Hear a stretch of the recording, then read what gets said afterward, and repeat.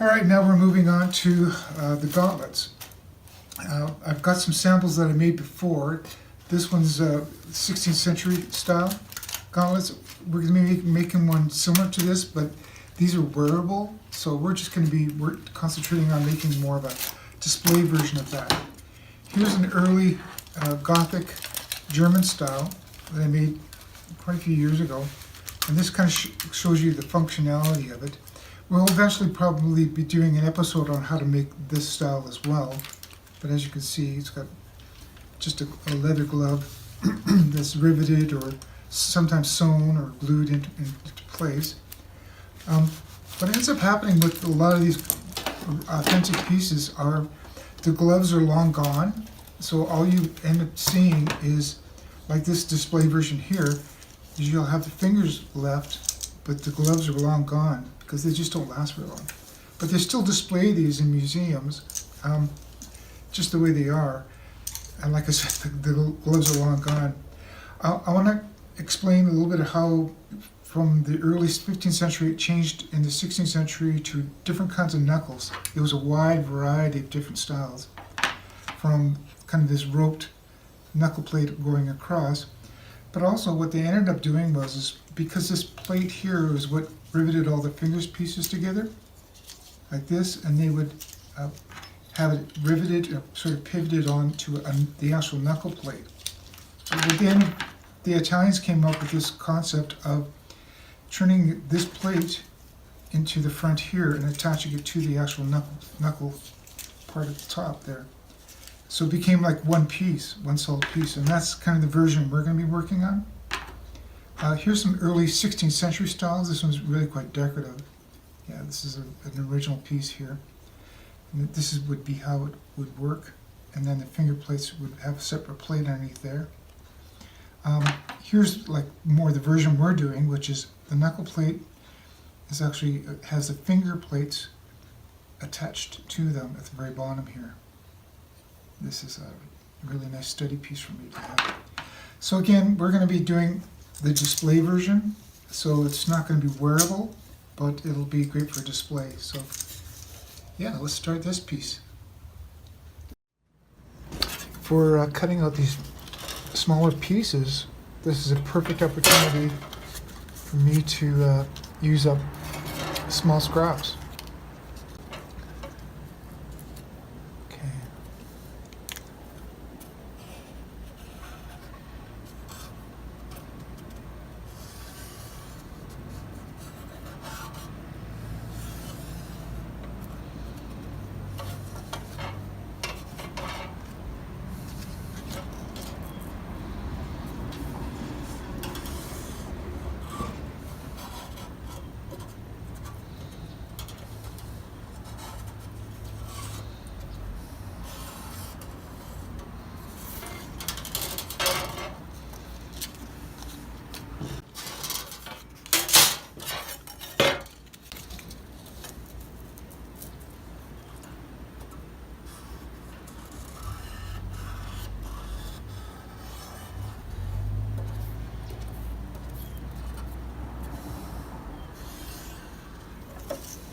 These are the knuckle pieces.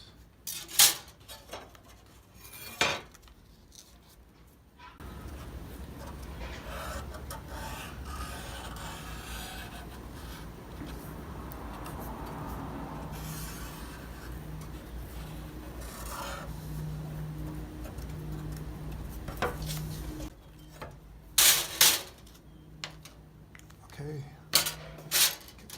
Probably cut most of these out with the hand shears.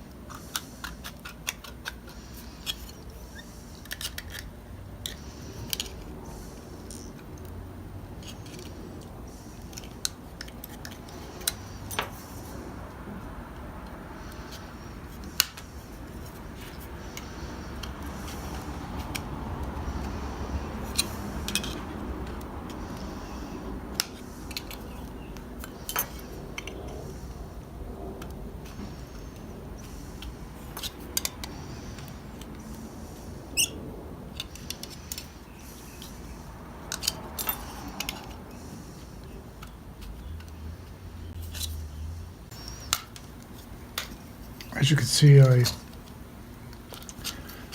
pre-drilled most of these holes. So it's easier when it's a larger piece to drill out the holes. So went ahead, did that first.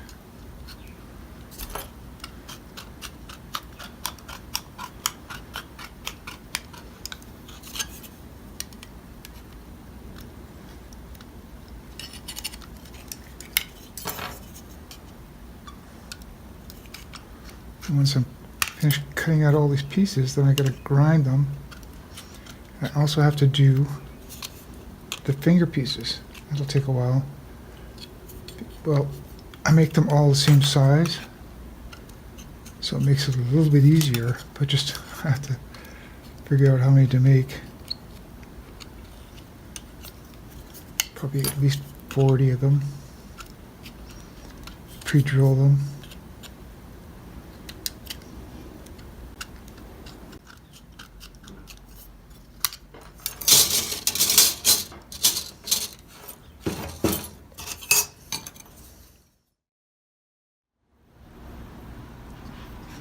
Okay, so as for the finger pieces, yeah, I got to cut out. Luckily, I found this is 22 gauge, because for the finger pieces, you don't need thick steel necessarily, especially for a display model. So I got a sheet of 22 gauge steel here. It's an old sheet, kind of rusty. We'll clean it up. So this is my pattern for the finger pieces, but instead of doing them one by one at a time, the size of them are basically 1 inch by 1 inch. So I'm drawing lines out here because I realize I'm going to need it's like 23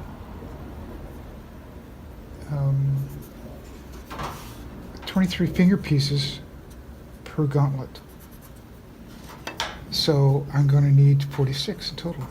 So I'm just going to draw a grid out,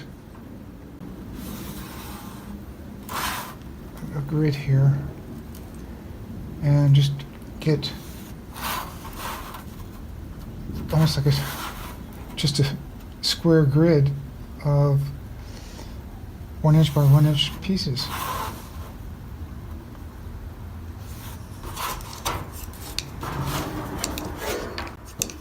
So basically figure out, okay, here's 10, 12.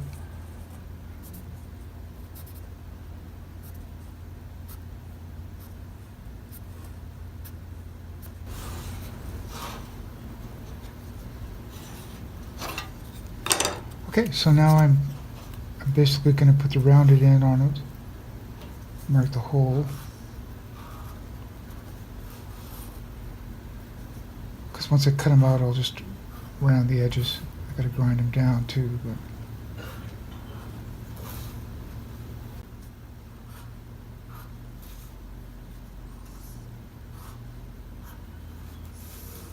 and then sometimes if it's a custom job, I can make it a,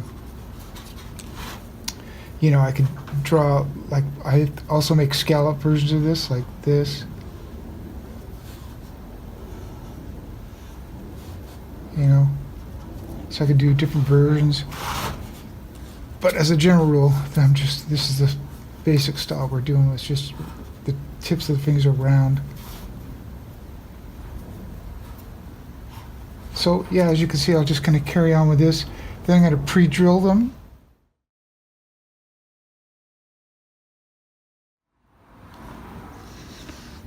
So as you can see here, yeah, I just got to cut these. I drilled all the holes on them, and well, it's a big sheet. That's the easiest way to do it.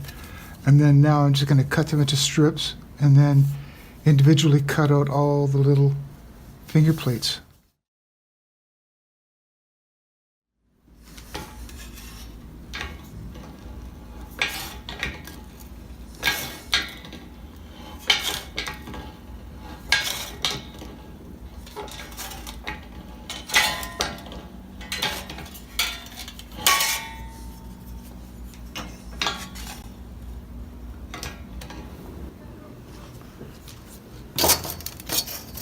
So as you can see, they're ready to be cut into strips. So what I do is sometimes it's easier to cut this little round top off first, like that. These are all rough cuts because I'm going to be grinding them anyway. And then I just cut it off, make a pile.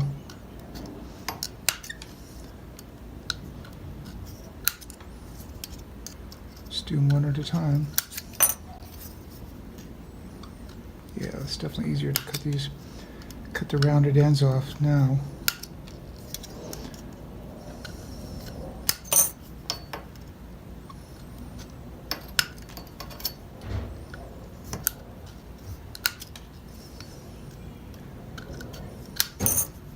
You know, I try to make them as identical as possible, but I'll be making up for that once I do the grinding.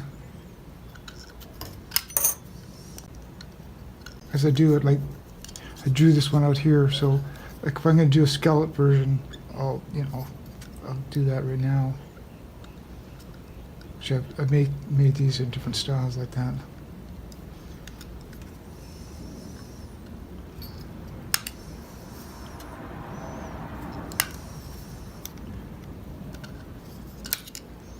So as you can see,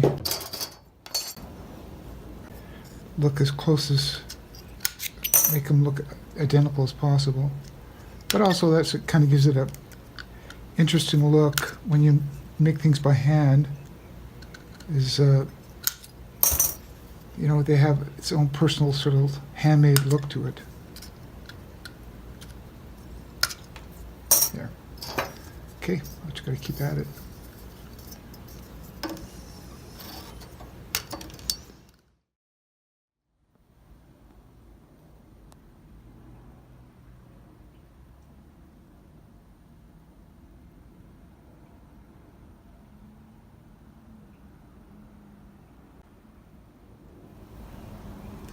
Well, as you see here, I've got all my parts cut out for the gauntlets. I got my gauntlet cuffs, got my carpet plates, got my knuckle pieces cut out, and 40 some odd finger pieces.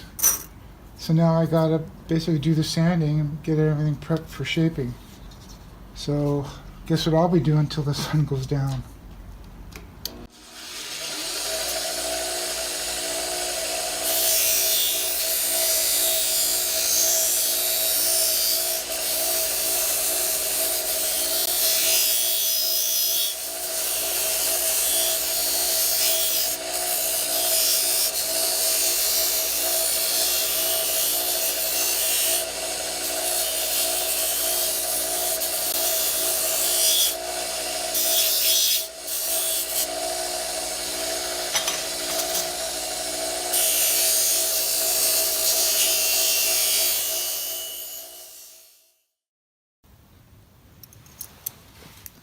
Okay, now that I've sanded all the small flat pieces for the fingers, this is, I know there's more efficient ways of doing it, but this is how I do it. It's still kind of crude, I know. But yeah, I use my little creasing board and just an actual bar, steel solid bar. And I get them so they're curved to the right shape. And I'm almost done.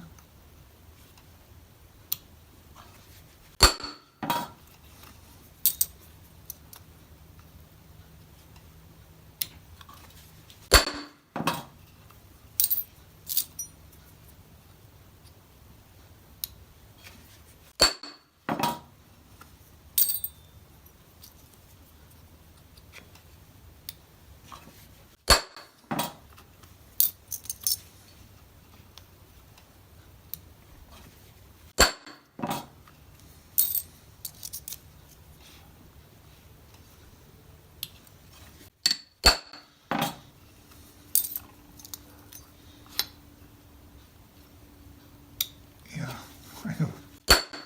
It's just very time consuming. But once I've got, I needed at least, I think it was like 46 of them for the 2 gauntlets. Okay, so these are ready to put on strips of leather. Alright, so now that we've got all of our pieces sanded, ready to go, we're going to start giving them a basic shape. So we'll start with with the gauntlet cuffs. So we want to just bend them over this bar. It's basically just starting their basic shape, because then we're going to be doing some stretching too.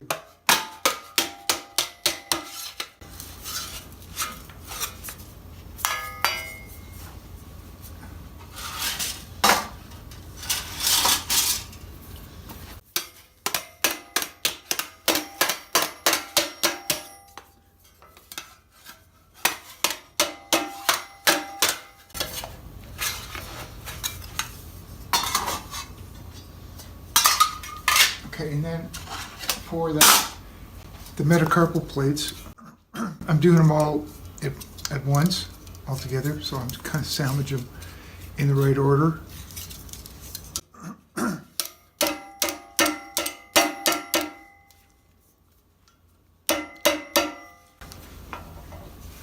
took a chance with my pattern and kind of pre-drilled the holes. I hope that they work okay. So we'll see. But as usual, I have to temporarily build stuff anyway. But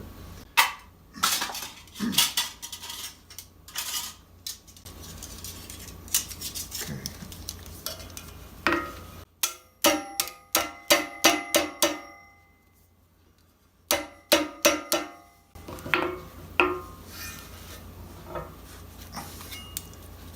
Yeah, so we got left and right,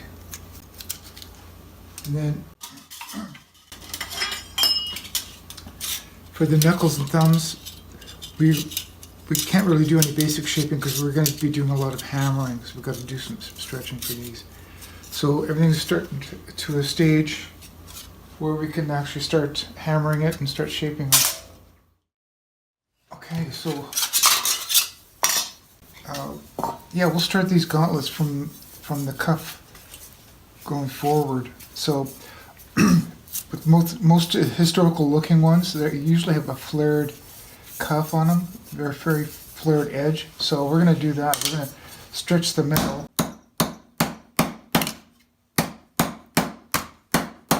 So it's got a flaired cuff on it.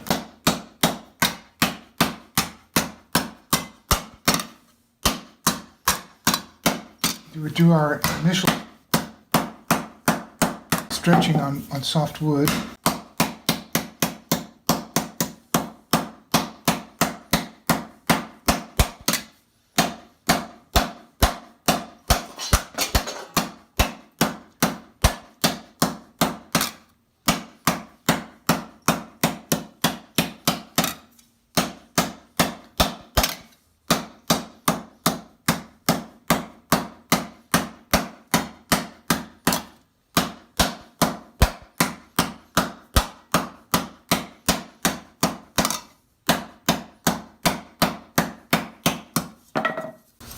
See, it's kind of starting to flare out here.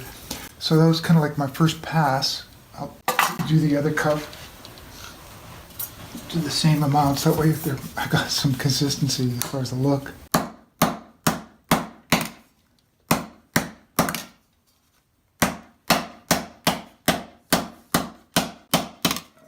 Yeah, that's gonna give it a good start, good flare. Then I'll make a second pass.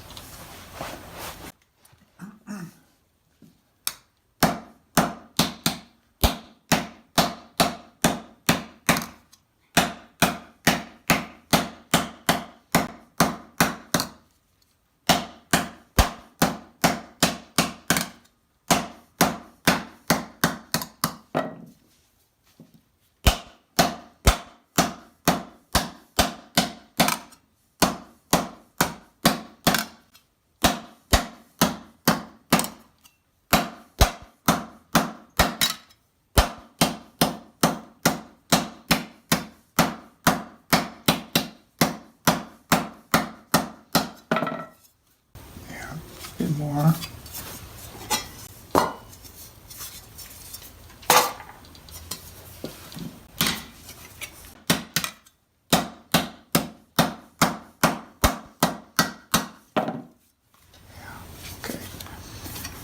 And I think what we'll do is we'll go from here to the saddle bar to just start blending it so it's more of a smooth transition to the flare.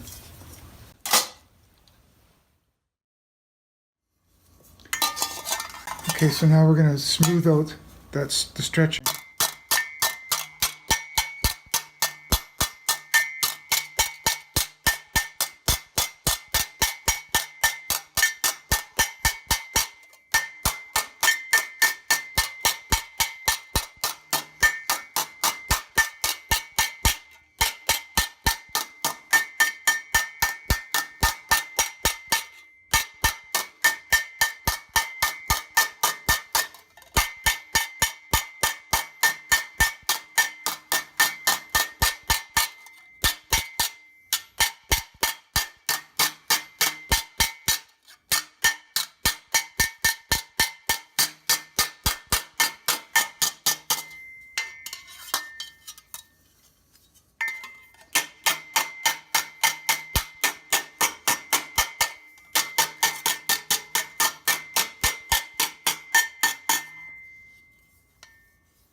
Yeah, it's starting to get the really nice sort of smooth cuff finish to it.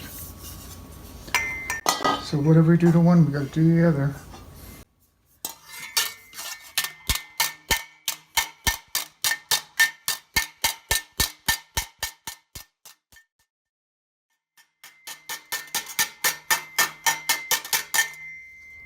Kind of flaring out the inner cuff too as well. So yeah, we're at a good spot. So I'll probably just take it to the plunging anvil, try to clean it up as best I can, and then we'll start adding on plates from there. So as you can see on my plunging anvil, I got it really smoothed out. I also cut off the end of that horn. But yeah, it's kind of a really smooth transition here. It took me a while to clean it up like that. So we're going to be doing this nice curve and just take all the dents out of it.